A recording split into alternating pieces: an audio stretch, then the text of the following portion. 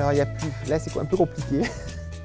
Il y a plusieurs aspects en fait. Bon, moi à la base je suis quelqu'un de cinéphile, donc quand je suis arrivé à Nice en 77, je savais qu'il y avait des studios. Bon, je ne savais pas grand chose, hein, mais je savais qu'il y avait des studios et dès que je commençais à parler cinéma à l'école, et après au collège, on me disait ah bah toi qui aimes le cinéma, tu devrais aller à la Victorine. C'est vrai qu'il y a eu très longtemps ce truc, c'est que les Niçois, surtout les Niçois, beaucoup d'entre eux ont eu des expériences de figuration. Donc ils allaient faire de la figuration à la Victorine, donc ils ont beaucoup de souvenirs par rapport à ça. Il y a eu énormément de tournages qui sont faits dans les rues.